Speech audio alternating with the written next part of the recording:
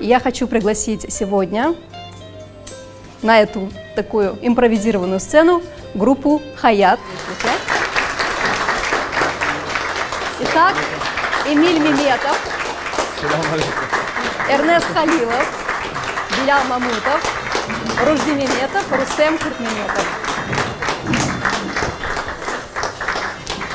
Предлагаю считать наш вечер открытым. Я надеюсь, что сегодня мы получим удовольствие от общения, получим удовольствие от музыки.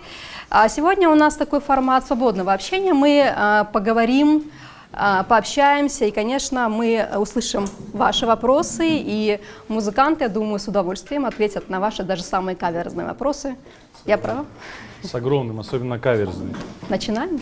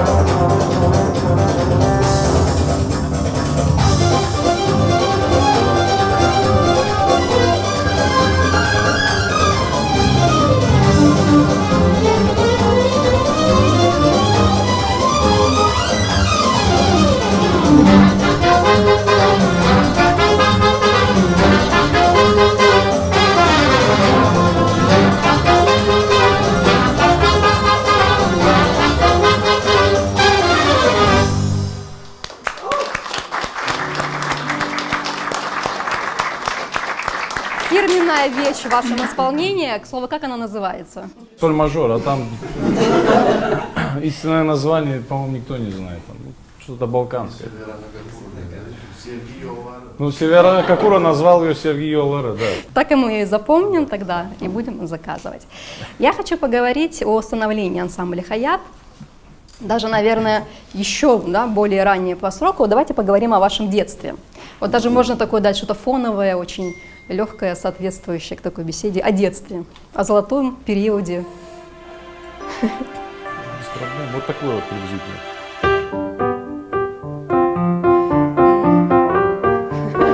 Маленький Эмиль идет в музыкальную школу, ненавидит, наверное, фортепиано. Ну, практически ненавидел, да. Потом Вот, немножечко... да, вот я все хочу понять. Для того, чтобы достичь успеха в музыке, этому надо посвятить много, да, жизни надо посвятить, заниматься у нас с детства.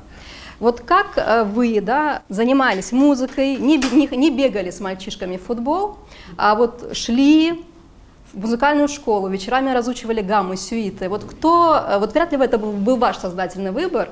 Это, кстати, вопрос ко всем музыкантам. Вот кто вас наставлял, кто вас удерживал на этом пути? Я думаю, так все дети в раннем таком возрасте, когда ходили в музыкальную школу, у них был такой период, когда они ненавидели практически музыку. Вот. Я так думаю, здесь все ее ненавидели в детстве, потому что друзья играли там в футбол, как вы говорите, и так далее. Хотелось, конечно, быть там, а не за инструментом. Вот. Но потом, оказалось так, что отец был прав, когда говорил: садись, занимайся и так далее. Вот. Ваши родители музыканты? Мои, да. А вот ваши дети, они будут музыкантами? Ну, это не знаю пока еще. Честно, я уже отдал. Интересно, у него желание как бы есть почему-то. Самое интересное, он отдал, но еще не забрал.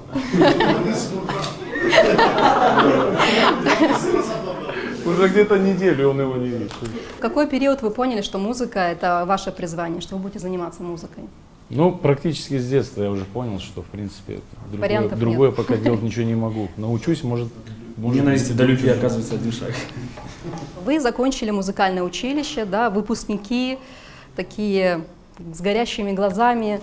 Как вы нашли друг друга? Мы учились вместе в разное время, но так получилось, что вот Эмиль был на третьем, я был на первом. Чуть позже Ружик поступил. Это уже в Крыму, да, происходило все? Да, в Симферополе в музыкальном училище у нас как Эрнеста я знал тоже, как бы, он учился с моими братьями, то есть мы как бы играли вместе, периодически. В общем, мы знакомы были. И как произошло так, что появился Хаят? Знали мы друг друга давно, еще с училища, как Рустем сказал. Создавался ансамбль в Египте. Мы там работали все по контракту, и получилось так, что вот этот весь коллектив практически находился в одном городе, в отелях, граничащих друг к другу буквально. Вот. И там мы как-то собрались вместе, ходили друг к другу, репетировали, занимались, слушали. Решили собраться, приехать в Крым, вот, и начать уже такую плодотворную деятельность музыкальную. А как вы для себя определили? Вы сразу свадебные музыканты, вы сразу музыканты, которые работают только серьезные концерты, симфонические, джазовые. Вот как вы для себя определили свое направление? Либо оно еще для вас не определено? Конкретно такое не узконаправленное было такое настроение, а пытались там делать все, слушать все, вот. Ну, а потом уже это как-то в процессе, в рабочем, это немножко вот состоялось что-то. свадьбу вели в последнюю очередь. Ну, потом получилось так, что они остались в первую. Ну, о свадьбах мы вообще потом отдельно поговорим, да, потому что это огромная. Это больная тема. И больная, в том числе, и огромная тема для разговоров и рассуждений. Но вот я очень, наверное, запомнила тот момент, когда вы появились. Это, наверное, года 2005-2006, может, даже чуть позже, да. Вот мы все говорим о том, что свадебные музыканты спасли нашу музыку в депортации. Но в какой-то момент, по моим таким субъективным ощущениям, слово «свадебный музыкант» приобрело какой-то негативный оттенок. Знаете, вот свадебщик, какой-то вот появился какой-то синоним к слову, халтурщик, да, то, что делается небрежно, то, что делается вот так спустя рукава, тем приятнее было появление вашего коллектива, затем других коллективов, которые выделялись, во-первых, очень четкой организацией, да, всего процесса, которые всегда выглядели прекрасно, которые звучали всегда идеально и уделяли очень много внимания звучанию. И вот тогда, мне кажется, вот это вот негатив, да, он начал отходить немножко в сторону, и стало как-то вот уже стали появляться коллективы, которые сегодня очень востребованы. Это мое субъективное мнение. Вы как себя вот ощущаете? Ну, я вам скажу, что ну и сейчас нельзя похвастаться, что я свадебный музыкант, и этим горжусь, я не могу так сказать. То есть в любом случае само отношение к музыке должно быть правильное. Что-то загрустили ваши коллеги, все задумались. Я просто горжусь. Да, да. Он не гордится, я горжусь почему-то. Ощущение себя свадебным музыкантом, да? То есть это предмет для гордости, либо ваш какой-то крест, который вы несете? Что это вообще? Мне кажется, помимо свадеб нужно всегда стремиться к чему-то более серьезному. Ну, там, концерты, какие-то фестивали, ну, хотя бы в пределах Крыма, хотя бы. Нет, свадебный музыкант это тоже очень неплохо, я вам хочу сказать, по большому счету. Если мы играем такие свадьбы, что можно сказать, что они приближены к уровню концерта. И часто бывает так, что подходит, допустим, там, хозяева или знакомые, говорит, ребята, мы сегодня хотим, чтобы вы играли вот как на концерте, допустим. То есть как бы здесь ну, все зависит, да, от ситуации. Бывает, что да, иногда, конечно, свадьба переходит в непонятный вообще какой-то, я имею в виду про нас, нашу да, что-то такое.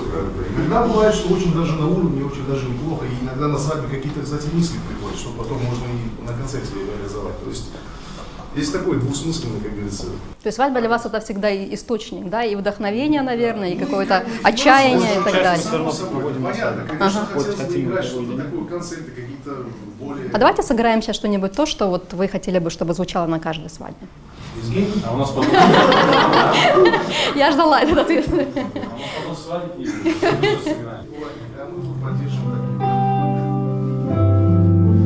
Это Ешильки и Сем. Можете спеть, если... Ой, мне просто жалко людей в зале, это спою.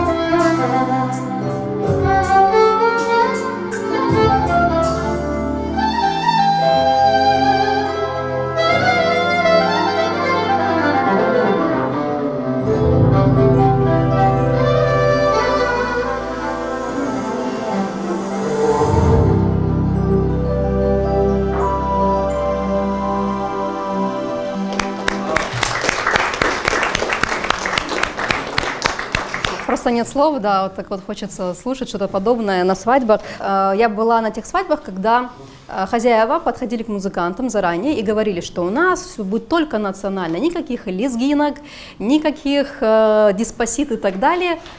И вот, значит, разгар вечера, веселье в разгаре. Вот 90% из этих свадеб, да, которые начинались очень правильно, очень патриотично, очень неплохо, да, совершенно верно.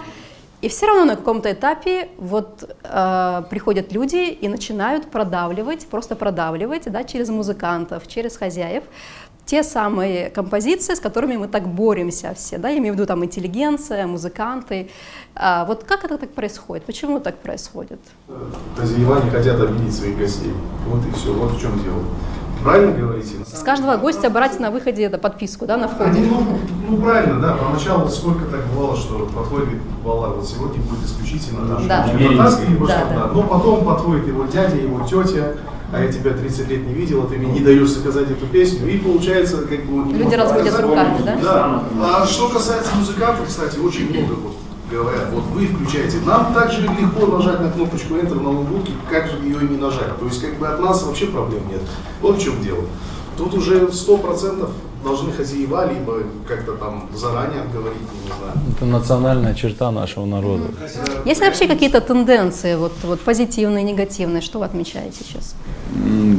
Все зависит от свадьбы. То есть свадьба такой, что вроде как бы показал, что да, вроде в лучшем направлении, потом раз, следующую свадьбу по-другому. То есть рост музыкального национального создания вообще есть какой-то с годами? Очень маленький. То есть все равно это скатывается все такое в дискотеку, да? Кто-то затасковал по Азии, там любимый Самарканд, да, вспомнил. Проблема, наверное, то, что у нас материала мало очень. Национального. То есть того же танцевального или какого-то там, ну вообще, наш Дефицит. народ как бы немного пострадал больше всех, наверное. И, к сожалению, с развитием у нас не все так сладко. Ну это уже интересно. Ну и современной вот, крымско-татарской музыки тоже, честно говоря, маловато. Вот именно для, под которую можно потанцевать, да? Дискотеки, там, общих танцев и так далее. Ну и он практически же нету так, по большому счету. Поэтому включать, допустим, все время там диджей Бибека, который хорошо прокачивает там публику. И же весь вечер его же люди не могут слушать, а в принципе больше так и никого и нету. Поэтому, если бы был бы материал, там, ну сам правильно говорил, я имею в виду современный такой, в ногу со временем, то в принципе можно было бы потихонечку там огородиться от всего остального, от не нашего, от не крымско-татарского. Если взять, конечно, лет 20 назад или даже 10, то, конечно, прогресс есть все равно.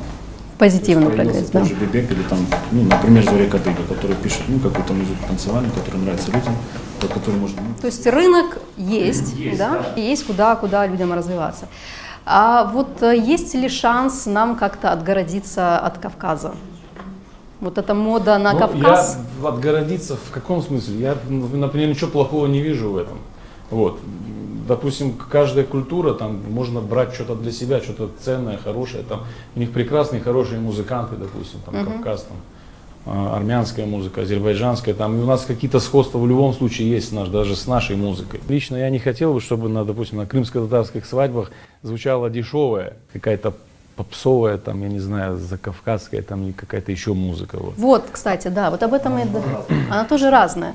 Для меня, например, большая загадка, почему Пятигорск, да, вдруг превратился для нас в такую фабрику звезд, откуда нам поставляются люди. Там, для меня, например, Жока внук Боки ничего не говорит, да, но я вижу, что они собирают немаленький концертный зал, и люди платят деньги, с удовольствием вот слушают, как человек открывает рот под фанеру.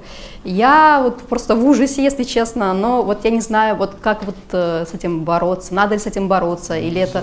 Альтернативу какую-то. А вот сидят молодые ребята, Нет, надо сочинять, которые могут это сделать. То есть такой вот легенький шансон нужен свой Нет, на русском языке, не русском, а татарском языке. на татарском языке, да? То есть будет Мемет, внук Сейдали, и соберется Я зал, имею в виду да? вот в направлении Бибека, я имею в виду, танцевально.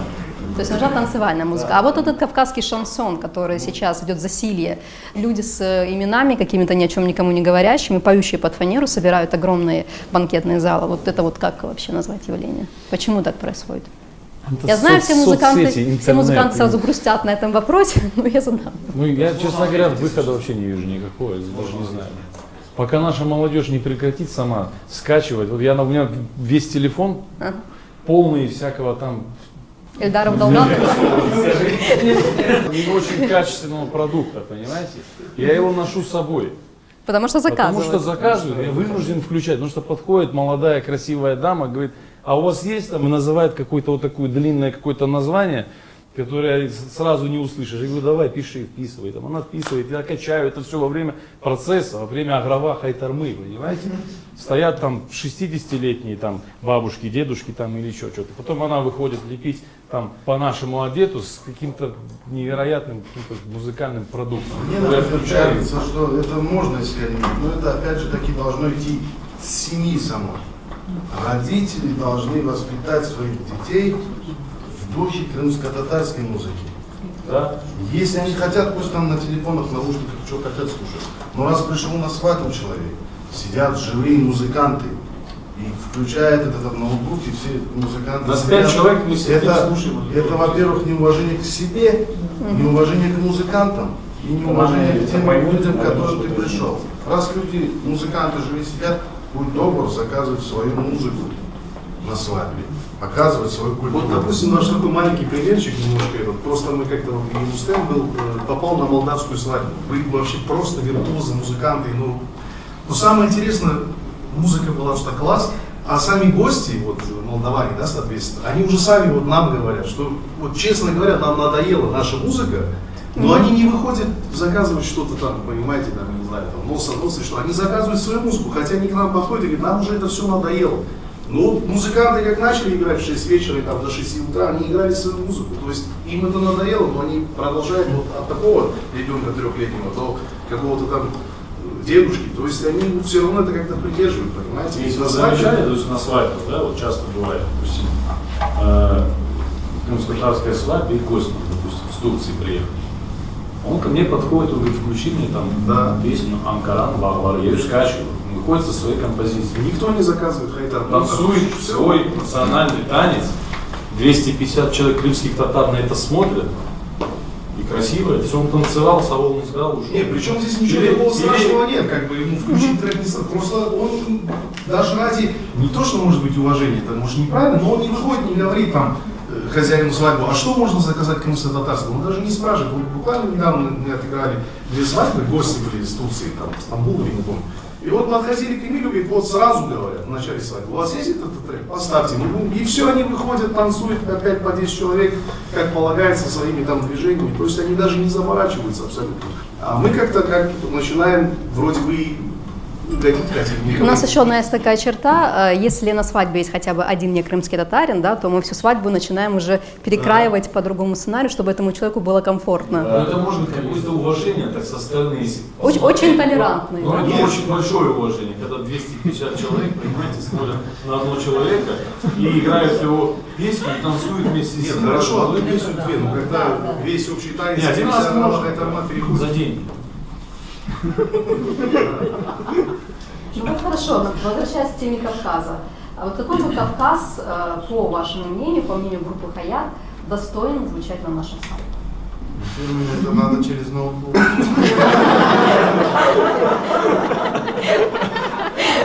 Дело говорит человек, да? А я его сегодня не взял.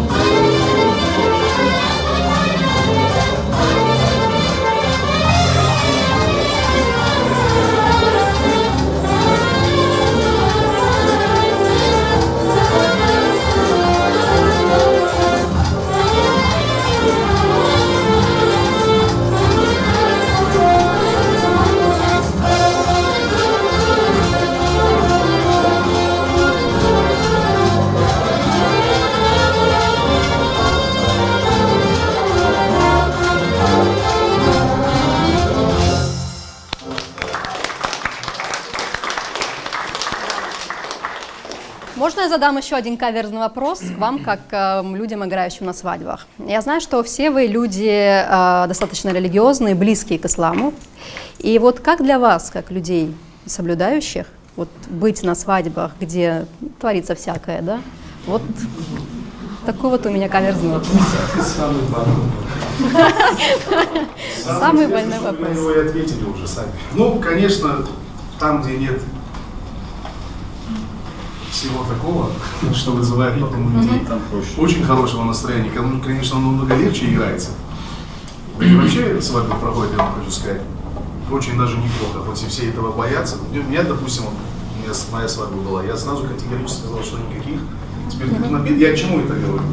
Ну, не знаю, может, кому-то не понравилось, но я хозяин свадьбы, я так захотел. Вроде бы все веселились, вот мои наши друзья, музыканты, поддержали свадьбу, очень было все весело. Расскажите, как было? Я к чему просто говорю, конечно, с точки зрения религии, как бы такой вопрос очень действительно каверзный. Ну, приходится работать, играть, а что делать? То есть, как бы, То есть вы как-то абстрагируетесь, да, от того, что вы там здесь- видите? Здесь абсолютно норма. Ну, есть же хозяин свадьбы, вы же им ничего не делаете. Они как хотят, так и делают. А для нас уже, конечно, это вопрос такой. Ну, приходится, что делать? Зарабатывать надо. Кстати, вот по поводу зарабатывать. Вы один из самых востребованных и один из самых дорогих свадебных ансамблей. Вот сколько стоит вас пригласить на свадьбу? По телефону. Если это страшная коммерческая тайна, ну, можете не отвечать, конечно. А налоговая? В принципе, они все знают. Налоговая. Прямой эфир тем более. Да. Все знают. Хорошо. Были ли у вас какие-то смешные каверзные ситуации с заказчиками свадеб, когда вы о чем-то договаривались? О трагических ситуациях не будем. Грустно, давайте о смешных ситуациях. Я думаю, что как бы в вашей жизни было всякое, но давайте сегодня поговорим о том, что было забавно. А вот буквально недавно было. Мы все проверяем календарики, помнишь, даты? Смотрим, у нас этой даты нет, у Миля есть. Он говорит, я свадьбу брал. И мы в шоке, как так, туда-сюда звони. Он звонит, говорит, селям алейкум, вот я и Миль. Когда мы прям, говорит, Балла, вы в том году нашу свадьбу.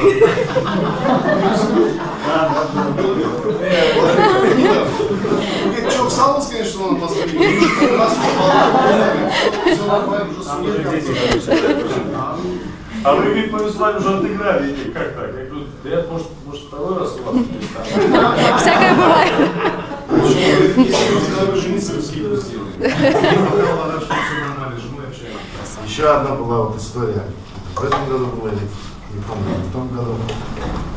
Женщина звонит по поводу свадьбы, мы все договариваемся. Теперь там надо встретиться, она говорит, а она со Старого Крыма. Я говорю, у нас Белял живет в Старом Крыму, чтобы вы не ехали в Симферополь, можно с ним встретиться. Ну и ей объясняю, как. Она говорит, да, я знаю, он такой с бородкой, говорит, соблюдающий. Я говорю, все верно, я говорю, мы все, говорю, соблюдаем. У нас вообще группа, говорю, Илял. Она говорит, ой, извините, а я думала, Хаят. А недавно на свадьбе, вот буквально на той неделе, ведущий был Рустам Агамиметов, он уже человек солидного возраста, он выглядит очень шикарно, красавчик. Очень энергично. Идем, Да. а играем мы в Октябрьском, в ресторан «Бар». Вот, он пришел, говорит, ой, селям алейкум, Аллах, машаллах, рад вас видеть, все, тебя объявляет, Доллар все объявил. Бугун сізген чала, сізге чала истидатлы бұл ансамбль «Бах». И все там в шоке, пришлось стать бандой. Ребрендинг произошел, да. Мне вот иногда почему-то кажется, что у художников отношения вот именно творческие более такие, знаете, близкие. А вот среди музыкантов, но опять-таки это я говорю по своим, да, субъективным ощущениям, что вот как-то вот есть моменты некой ревности друг к другу. Вообще дружелюбный ансамбль у нас. Вы не только Илял, вы еще и френдли.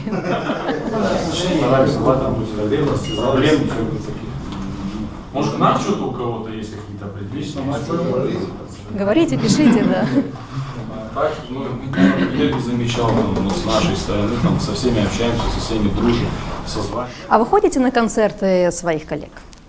Вот Эльвира Сараханина недавно делала Да, концерт, да, по-моему, да. вот, честно говоря, так с удовольствием, вот, ну реально, планировали, по-моему, кто-то Ну, а это пошел, есть, но нет. да, ну, как бы желание огромное. Нет, конечно, когда есть ходим по концерты, да, да. возможности.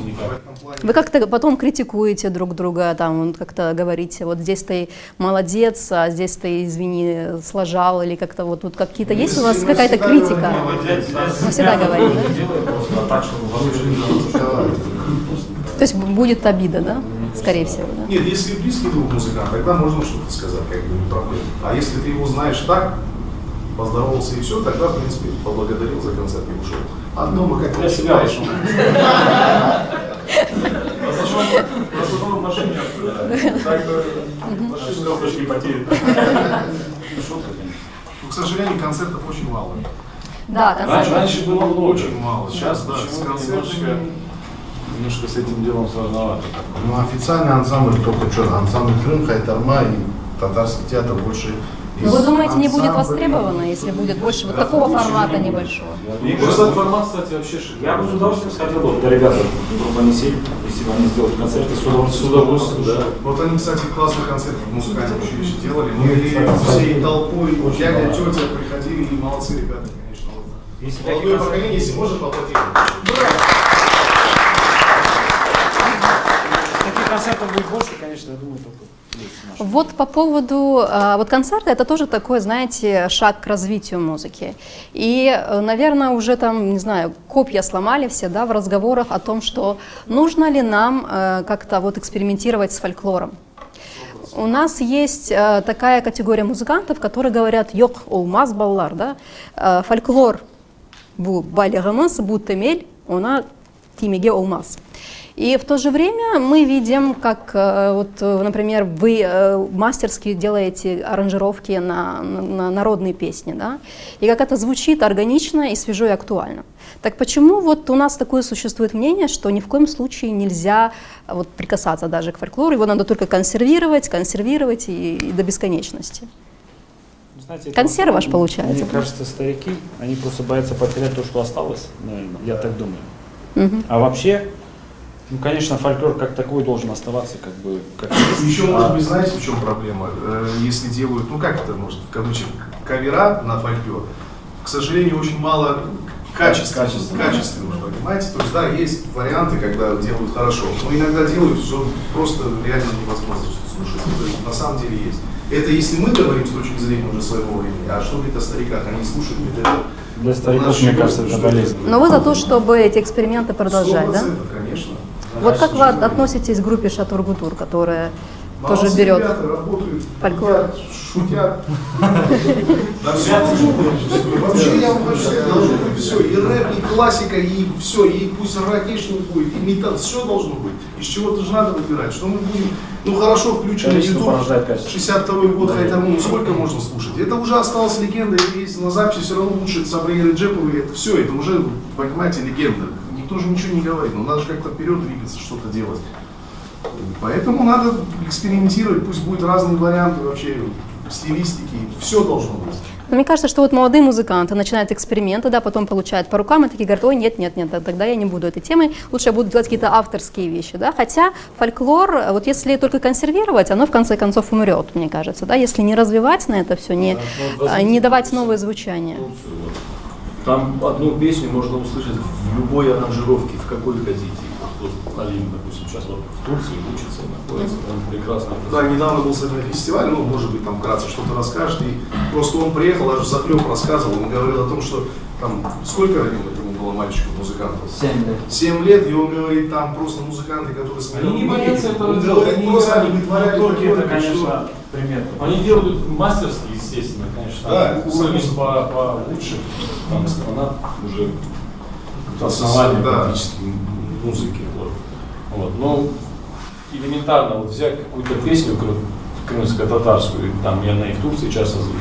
В любой аранжировке можно услышать эту песню там и в попсе, и в фольклоре, и в роке, и как хотите. И она звучит. и Можно вы такой понимаете, небольшой примерчик? Мы недавно были на выезде. Думала, сейчас сыграете. Ну, сейчас, и на этом мероприятии был, может быть, в Фейсбуке кто-то видел, есть такой певец Эдвин Эдди. Он Да. вообще выходец Из румынской диаспоры. Да, в общем. И мы с ним общались, Да, как и бы мы все так, все хорошо, и просто попросили, помнишь, да, мы зашли вместе там, ха-ха-хи, и поиграть что-то наше. Он как начал в разных вариантах стилистики, и потом в итоге он что-то переделал, кстати, наше сейчас крымско-татарское спел. Ну почему бы не послушать его музыку? Во-первых, качает, во-вторых, танцевально, и в-третьих, что касается слов, кстати, он там консультировался, чтобы сильно не менять. Ну был такой кайф, переделал, просто слушать его.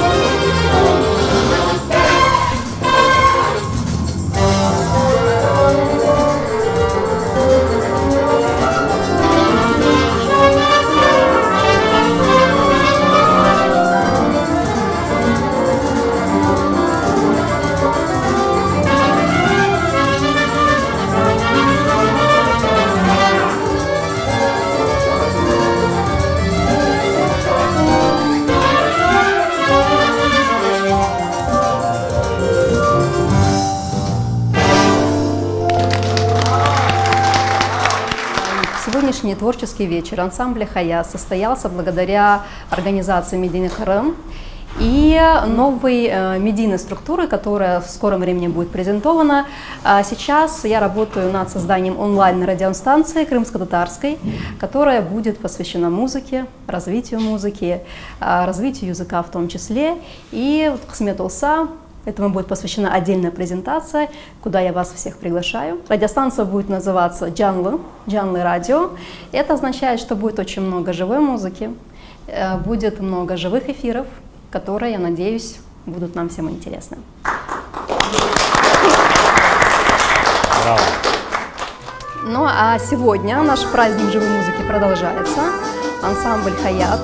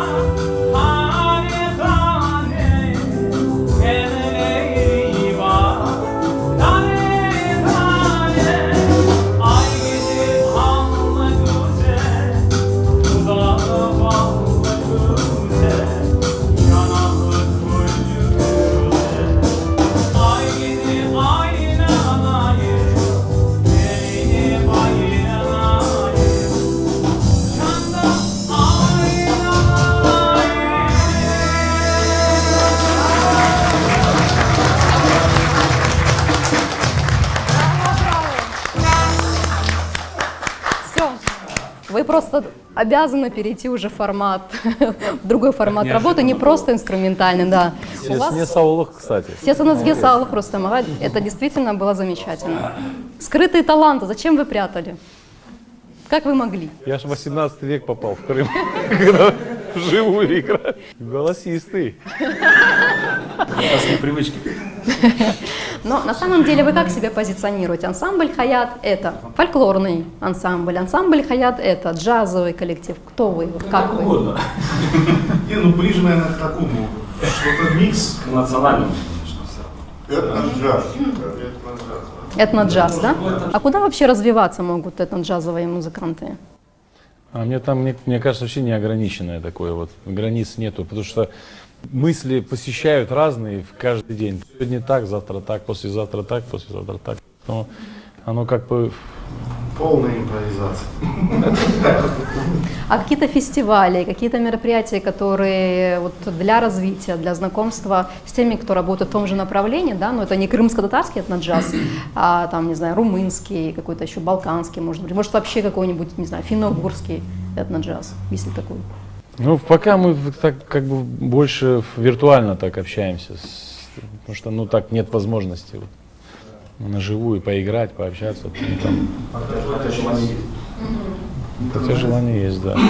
С кем из крымских музыкантов у вас сложились какие-то творческие отношения, которые вылились в какие-то композиции, альбомы и так далее?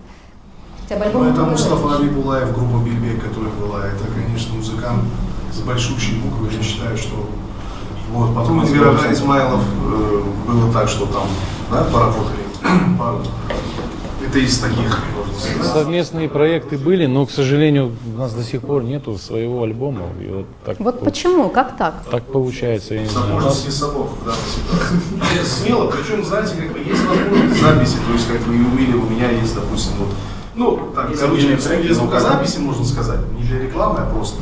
То есть все возможности есть для того, чтобы записать все, а вот как-то и времени нет, и... Хотя желание есть сделать хороший, качественный альбомчик. Может быть, дело в том, что альбом это не то, что принесет вам какие-то заработок, да, а это то, что, наверное, больше для души. Может, в этом Это дело? 100%, потому что заработки... Ну, на альбомы сейчас, в принципе, заработок не приносит же, по большому счету. Это больше статусное что-то, да? Больше сейчас, да, ну, вот как бы твоя визитная карточка, потому что в любой концерт, любой там выезд куда-то, ну, в любом случае спросят у тебя там твой материал, поэтому ты сразу отдаешь, человек слушает, ты уже видишь. Ну, сейчас вот этот интернет, соцсети и все остальное, он как бы делает хорошую рекламу, поэтому нету надобности, мне кажется, в самом диске. Вот. Появляется какой-то трек, выкидываешь его в соцсети, он там идет на раскрутку там, и так далее. Как-то так. Ну, а насколько я помню, у вас последний концерт был в году, наверное, 2012 в Украинском театре, Он был был совершенно первый, замечательный. Как так? Ну, как так? Ну, вот А вам нечего сказать зрителям, разве? Конечно, телеканал «Отвер» Да.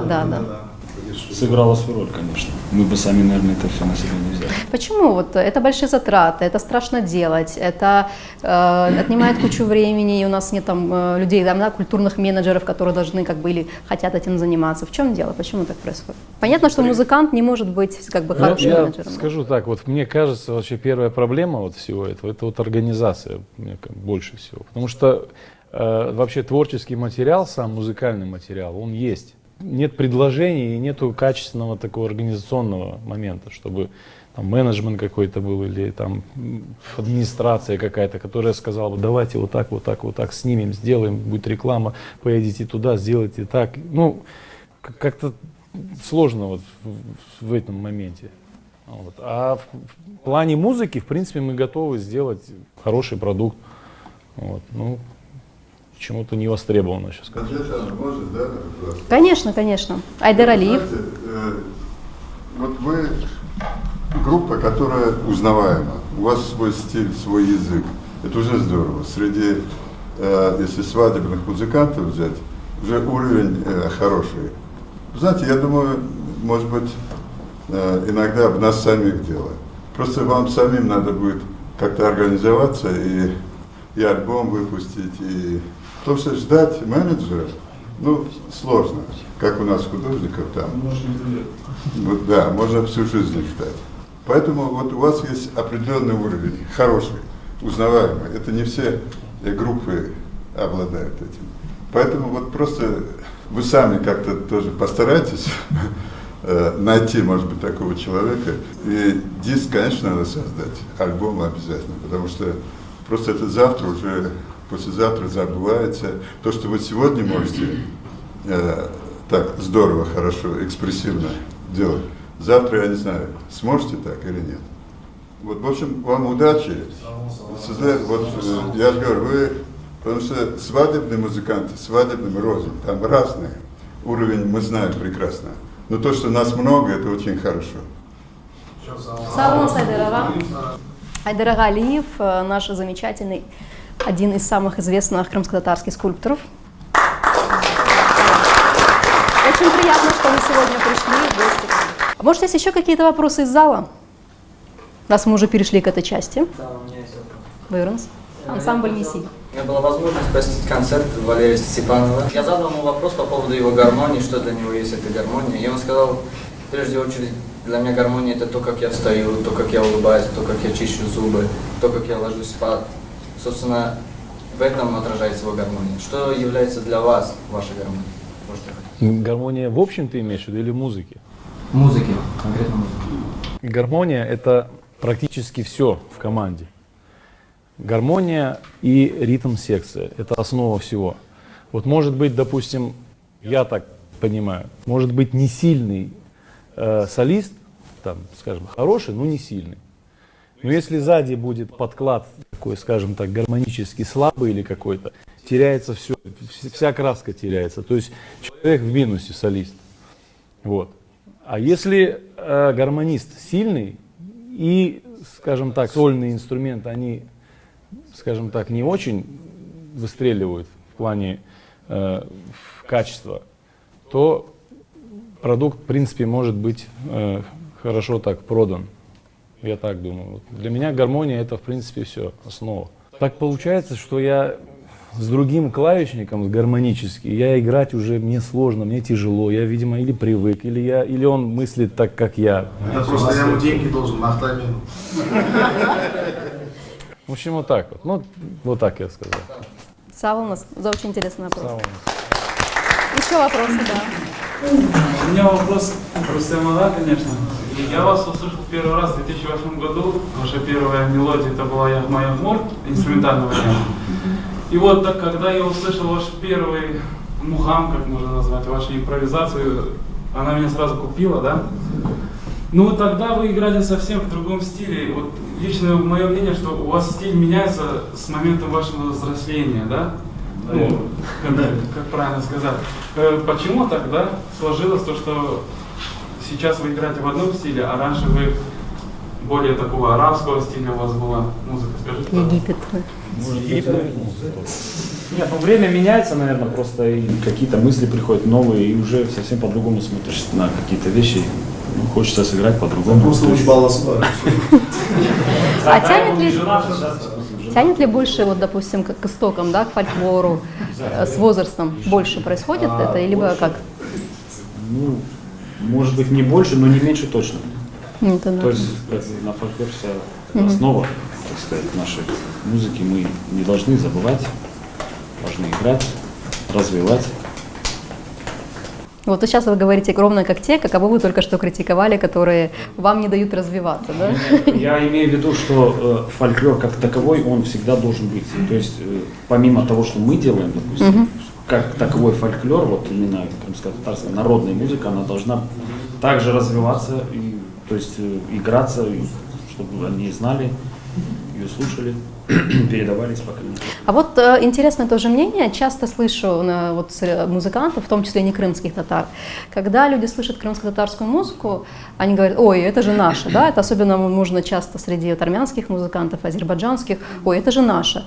Турецкие музыканты говорят: ой, это же наше. То есть вообще как бы задаешься вопросом, а где наше? Есть какие-то четкие рамки, да, для которые позволяют определить стиль и сказать, что вот это крымско-татарская музыка, какие-то критерии? Дело в том, что почему они так говорят, то была по большому счету одно государство, то есть Османская империя, в Крым, естественно, входил туда, и играли все эту же музыку, то есть, может быть, как-то по-другому просто, все играли эти композиции, там, турки, крымские татары, армяне. Ну, допустим, ханский период, там тоже играли в этой манере, такой же самый, как и у турков сейчас на данный момент. Сложно сказать, вот даже Бахчисарайскую хатаму играет, допустим, еврейский какой-то ансамбль, правда, Да. в другом ритме, и не знаю, какая конкретно крымско-татарская, сказать сложно. Каких-то исследований, то есть нет, да, на эту тему, ну, по крайней Мне мере, кажется, вам это больше известно. вопрос вот к музыкальным, там, историкам. Они, наверное, лучше ответят на это. А нельзя вообще вот как-то договориться, да, вот фольклор, вот, допустим, это музейный экспонат, скажем. Но кому интересно, он берет, работает, не переписывает тот первоисточник. Фольклор должен развиваться. Ну пусть в музее стоит вот это, то, что считает народ нужным, это музейная редкость, скажем так. То есть я в этом смысле, а почему его нельзя это самое дальше двигать там? Кто здесь мешает? В принципе, вы как бы очень правильно говорите, мы тоже за это, для того, чтобы как-то его развивать, потому что в своей первоначальной как бы оболочке, Он пустой. пусть он лежит, и уже, ну, есть, в принципе, и архивные как бы записи, и никто их никогда не удалит, они есть, и все об этом знают. Ну, мне кажется, если включить, опять-таки, на каком-то фестивале или сыграть в этом саунде, там, 62-го года, мало кого это сейчас заинтересует. Сейчас же все идет как бы в ногу со временем. Для того, чтобы как-то заинтересовать, что-то надо вносить новое, там, пусть это будет электроника, пусть это будет джаз, пусть это будет, я не знаю, рок. Соответственно, не все же слушают фольклор, правильно? Есть ансамбли, которые этим занимаются. Сохранением Ансамбль фольклора, «Украина», да. Надо развивать Байтерман, новый которые таз. именно работают в этом направлении. Фольклор он всегда будет, и здесь как бы никто на него и не претендует, чтобы его там истребить или что-то с ним сделать. А развивать правильно его надо как-то. Только так. По-моему, ребята вопрос задать хотят. Вот три сидят друга. Задавайте, Ребят, легкий кто там, я не смешочек, вижу. поэтому там вопросик назревает. Вот они хотят задать, мне кажется. вопрос. Отразилось ли образование на вашей игре? Дало ли оно ли вам какую-то идею, какие-то мысли, вдохновение своего или нет? Я, допустим, в музыкальное училище закончил по классу фортепиано. Вот. Это классика, это основа, это полифония, это все, это знания, сольфеджио и так далее. Там. То есть это в любом случае, вы об этом все хорошо знаете, вы тоже заканчивали училище. Сейчас уже в консерватории учатся ребята. Вот, что я очень рад. Классическое образование в любом случае нужно получать. Нужно мы, да? Есть замечательная композиция у вас, называется «Авадан Учан самолет Ла». Кстати, она есть у нас, да? Поехали.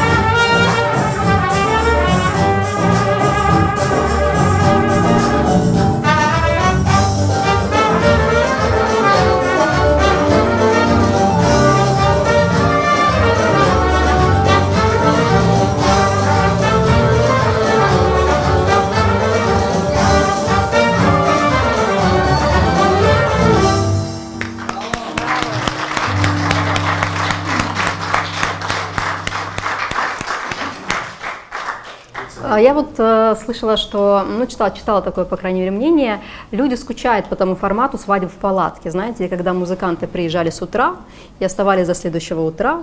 И вообще же была там традиция такая мучить, по-моему, так это называлось, да, мучить свадебных музыкантов, когда собирались вот такие старейшины, да, на свадьбе, и уже все расходились, они говорили, а теперь сыграй то, что я хочу, и это продолжалось до утра. То есть это действительно быть музыкантом свадебный тяжелый физический труд. Вот Сейчас с это таким... немножко легче, конечно, а раньше и до 3, до 4 суток играли. Вот, допустим, я не знаю, вот наш дедушка, вот, он тоже музыкант, Аларат Метресен, скрипач был, и они говорили, что они уезжали на свадьбу и играли 3-4 дня. А те-то там Нагиджаса, Буранха, там еще что-то, то есть как бы и сна толком не было, то есть они играли все вживую, всякое продумано. То есть как бы им надо, конечно, отдать должное. Да. Ну вот вам, как вам такой формат? Вы бы согласились вернуться, да? Для того, чтобы его... По крайней мере, это честно. Меня этот формат в целом не устраивает. К хорошему быстро привыкаешь, наверное, просто. Не, ну это шутка, конечно. Везде есть какие-то хорошие моменты, но Искендер хочет задать вопрос. Я хочу спросить у вас, какие у вас были ощущения, когда вам позвонили вот с Хырымда Яша? Помните, такой проект был, и попросили вас там на лошади проехать, помните? И вот знаменитая история. Такая смешная история, пожалуйста. Знаменитая история, да, когда был розыгрыш проекта Хырымда Яшань, обзванивали известных музыкантов и говорили им, вот, да, и просто был телефонный розыгрыш, когда им озвучивали какие-то нелепые, да, условия, там, приехать на свадьбу на лошади, заехать в банкетный зал. Да, я растерялся немного. Просто тот, кто звонил, он оказался таким настойчивым, и как бы и сразу... Практически согласился. Свадьба должна была быть в Судаке, в палатке на 500 человек, со всеми одетыми, и он так настойчиво меня как бы уговаривал. А я ему объяснял, что у нас немножко... Необыкновенная аппаратура. Ну, мне пришлось как бы там, я же буду говорить, что мы там в палатках не играем, там как-то неудобно сразу отказывать человеку. И я вынужден был сказать, что у нас вот горят, видите, лампочки. Я сказал, что в палатке просто, ну, это очень дорогая аппаратура, немножко там нам сложно будет, она может поломаться, там пыль и все остальное. Я как бы вот начал как-то так. А потом он начал говорить, что нужно будет заехать на лошади на трубе там и горе, чтобы мы заехали прям в зал, в палатку. Вот. Я, естественно, отказывался, он начал прилагать хорошие деньги, и мы начали тянуться. Он говорит, я заплачу. Ты понимаешь, что у нас будет гости из Санкт-Петербурга, с Москвы. Это очень солидные гости, вы не переживайте, вы там чистый конь будет. Без всякого там излишества. То есть красивый Действительно, конь очень заедет, настойчивый человек. Да, дарит труба. Ну, в итоге оказалось, что... Слава Богу, что это было. Ну, там не только я, там многие пострадали. Там, Асия Сале должна была на коне заехать, там многие, и другие ансамбли. Вот вопрос из тех, кто сейчас смотрит стрим в соцсетях. Посещаете ли вы какие-то фестивали, поскольку это способствует развитию музыкантов? Вот сейчас нас пригласили на фестиваль на Blue Bay в Коктебель. Мы уже там года 3, наверное, выступаем. Вот. Пригласили, поедем туда. Это пока единственное мероприятие такого масштаба, где можно будет показать себя, послушать хороших музыкантов. Там, Конечно, способствует. То есть это общение, это слушаешь, получаешь заряд какой-то. А ансамбль «Хаят» лет через 5. Где вы себя видите? В каком? Не рано. Я не знаю, кто материнский капитал, я даже пошел в пенсионный. С ними быстро составишься. Нет, вот если серьезно, ансамбль «Хаят» я через думаю, 5 лет. будем стараться развиваться, конечно, дальше, но Если не распадем. я думаю, все будет нормально, все будет так же, но желательно, чтобы было лучше. А вот опять-таки от зрителей стрима вам такое пожелание, напутствие, что очень хотели бы видеть вас на мировой профессиональной сцене. Алла берсін бізге Конечно, это очень хорошее пожелание. Не только мы, много достойных музыкантов вообще в Крыму, крымско-татарский народ. Он достоин представлять свою культуру вот на мировом уровне, я так считаю. Потому что это... Нам есть что показать, нам есть чем удивить. Да. Удивите нас.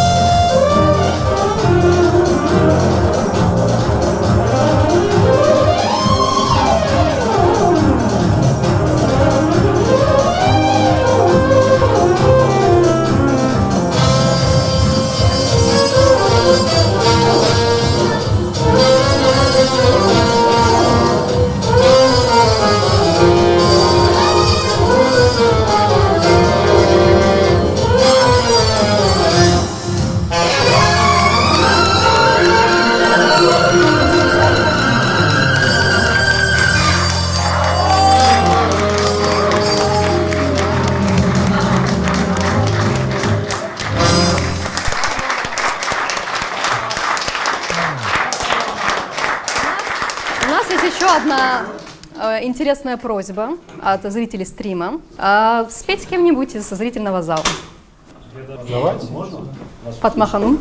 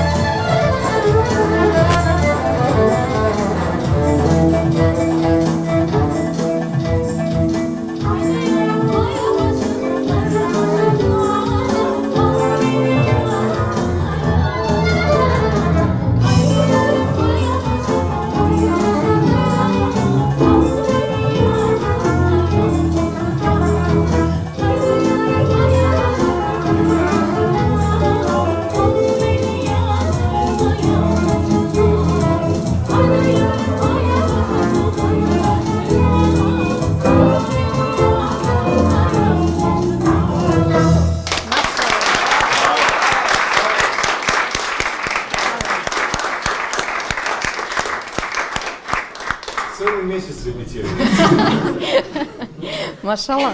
Салам. Савулнус Фатма. Я все думала о том, что вот эти все ненавистные нам диспоситы, да, что если их завуалировать какой-то в такой восточный формат? Можем ли мы вот еще вас немного помучить, да, экспериментами? И что-то вот, может быть, не диспосит, но может быть один из тех хитов, которые сейчас разрывают наши свадебные танцполы. Вот как бы они звучали, если бы они были крымско-татарские? Давайте, хорошо, ладно. Наверное, я не знаю.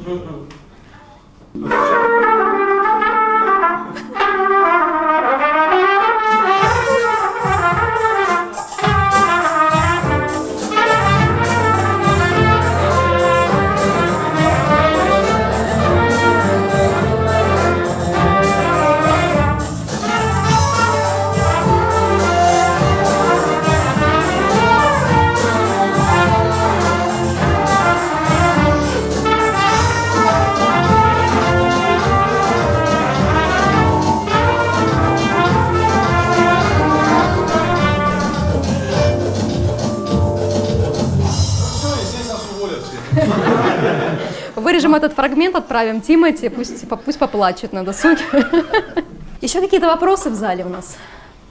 Галат, вы знаете, прослеживаю такую тенденцию. У меня вот есть знакомые славяне. Вот, например, когда им включают их народную музыку, это, знаете, это вот лапти, балалайка, они этого немного стесняются.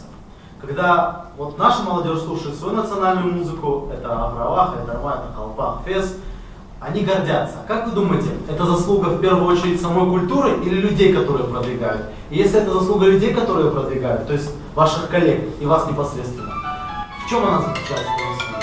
Если гордятся? Да.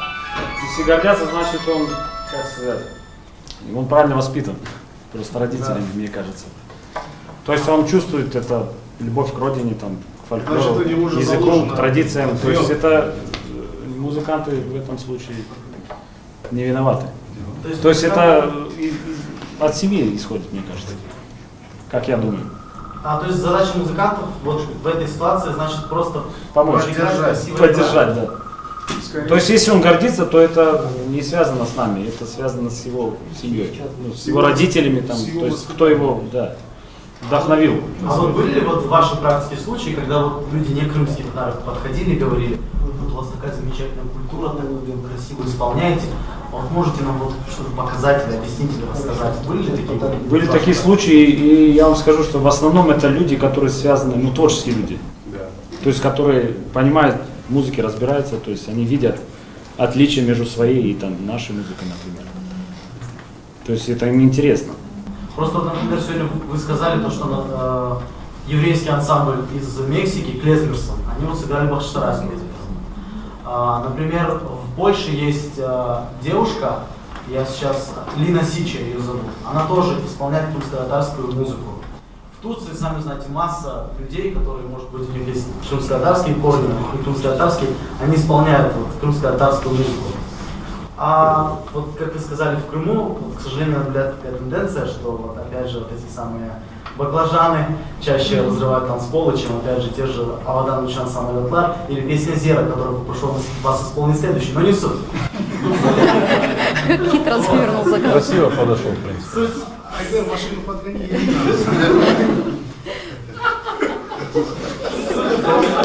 Реклама водителя, пожалуйста.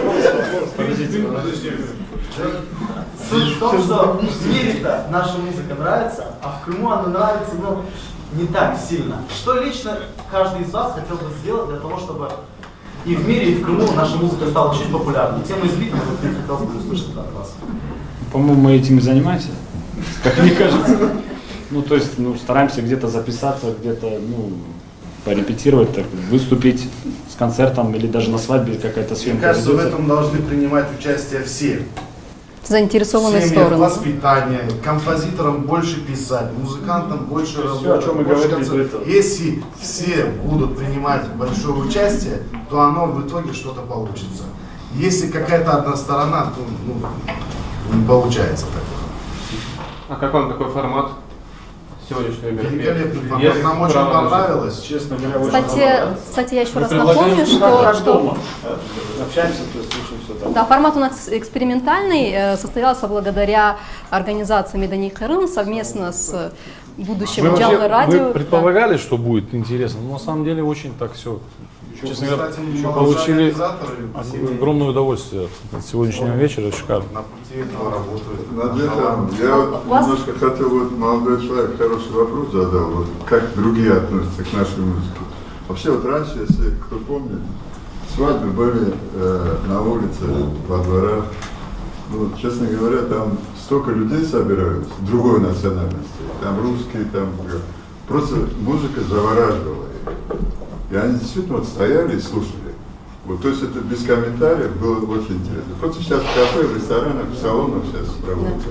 А если это на улице проводится, там такая толпа собирается вокруг.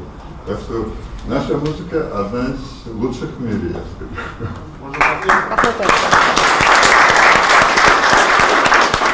И прежде чем Айдер погрузит машину, еще два небольших вопроса. Первый вопрос, почему у вас нет девушки? Как девушка на корабле, так же и Хотелось бы об этом говорить. И вопрос серьезный. У вас есть ученики? А мы сами, в принципе, учимся, все время развиваемся, что-то. Мы еще не до уровня музыкантов. Школа Хаята. Я прошел школу Хаята. Может просто как-то подсказать, вот в основном кто-то там может подойти, что-то спросить, там у меня, допустим, по какой-то там студийной работе у Рустема, там что-то вот у Беляла, я знаю, там в Старом Крыму тоже вот есть пару ребят, которые занимаются, что-то приходят. Ну, как бы все в таком формате. Так То есть учениками назвать сложно, просто как где-то посоветовать, помочь. Да, нам еще самим как бы там поспрашивать. Можно, пожалуйста? Я просто хотел поддержать этот, ну, как бы, этот ваш вопрос. Мы вот с нашим ансамблем Несида, мы заочно ученики Хаята. Честно, они дали нам, ну, каждому индивидуально, да, они дали нам толчок, дали понять, что, честно скажу, не только крымская татарская музыка существует в этом мире, лично для меня, честно. И поэтому, как сказать, может, они сами даже не подозревают, но я лично у Рустема Ага все хочу перенять, что он знает, да, допустим. И не, ну, заочно, мне кажется, у них учеников еще намного больше, может, они даже о себе не заявляют, но и, может, даже в других странах, да, есть те, которые могут чему-то научиться интересному у этих замечательных музыкантов и просто замечательных людей. Я хочу, чтобы вы похлопали еще раз.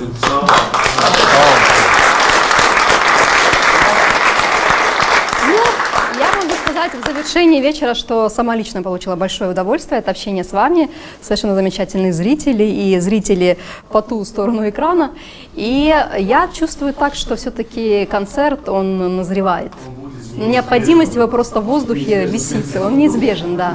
Я хочу, чтобы у вас все состоялось по максимуму, в самом лучшем виде, так, как вы мечтали, так, как вы этого бы хотели.